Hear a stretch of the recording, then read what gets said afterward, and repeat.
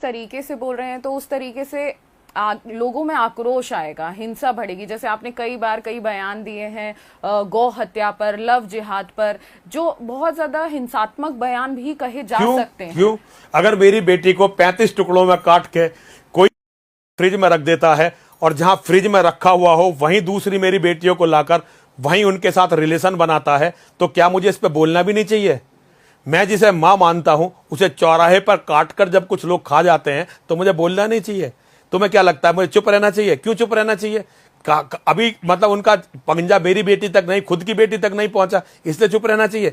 मुझे ये इंतजार करना चाहिए कि एक दिन जिहादी घुसेंगे मेरे घर में, मेरी पत्नी से, मेरी बेटी से बलात्कार करके उन्हें मारेंगे, तब तक चुप रहना चाहिए? महाराज जी, अगर ऐसे देखा जाए तो अगर सनातन धर्म की बात करते हैं तो धर्म हमें शांति सिखाता है, प्यार सिखाता है। आप कौन से मेरी बेटी सिखाता है? क्या सनातन धर्म? आप मेरी बेटी एक बात बताओ, क्या योगेश्वर श्री कृष्ण को तुम्हारा सनातन धर्म पता नहीं था जो उन्होंने महाभारत करवाया? क्या भगवान राम को सनातन धर्म पता नहीं था जो उन्होंने कहा निश्चरहीन करहु मही, भुज उठाए पनकीन, और सकल मुनिन के आश्रम जाय जाय सुखदीन? उन्होंने ये प्रण लिया था कि पूरी दुनिया को राक्षसों से विहीन कर दूंगा। क्या उन्हें तुम्हारा सनातन धर्म पता नहीं था? तुमने सनातन धर्म गलत लोगों से सीख लिया मेरी बेटी, इसमें मेरी गलती नहीं है। तुम सनातन धर्म को नहीं जानते, तुम उन पाखंडियों की बात को दोहरा रही हो जो मेरे जैसे कपड़े पहनकर बड़े बड़े मंचों से चिल्लाते हैं ये सनातन धर्म, वो सनातन धर्म सत्य के लिए मर मिटने का रास्ता है।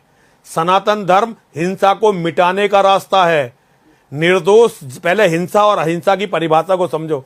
निर्दोष जनानाम हननम हिंसा। जिस कार्य से किसी निर्दोष की हत्या होती हो, उसकी हानि होती हो, उसे हिंसा कहते हैं। और जिस कार्य से समाज से हिंसा को हटाया जाता है उसे अहिंसा कहते हैं। आप योगेश्वर श्री कृष्ण को किस तरह से हिंसक बता सकती हो? भगवान राम को किस तरह से हिंसक बता सकती हो? भगवान परशुराम को किस तरह से हिंसक बता सकती हो? वो हिंसक नहीं थे, वो हिंसा के विरुद्ध लड़ रहे थे। नरसिंहानंद हिंसक नहीं है, नरसिंहानंद हिंसा के विरुद्ध खड़ा हुआ है। ये जो कहते हैं कि हम अपनी किताब में पढ़ के पूरी दुनिया को समाप्त करेंगे, मैं केवल उनसे लड़ रहा हूं। मेरा किसी भी निर्दोष व्यक्ति से जो मेरा कत्ल करने नहीं आना चाहता उससे कोई विरोध नहीं है। जो मुझे मारना चाहते हैं, मेरी बहन बेटियों के साथ बलात्कार करना चाहते हैं, मेरी जमीनों पर कब्जा करना चाहते हैं, मेरे मठ मंदिरों को तोड़ना चाहते हैं, मैं केवल उस विचारधारा से लड़ रहा हूं। और यही मानवता है। अगर हम दानवता से नहीं लड़ेंगे तो ये दानव तो मानवता को खा जाएंगे।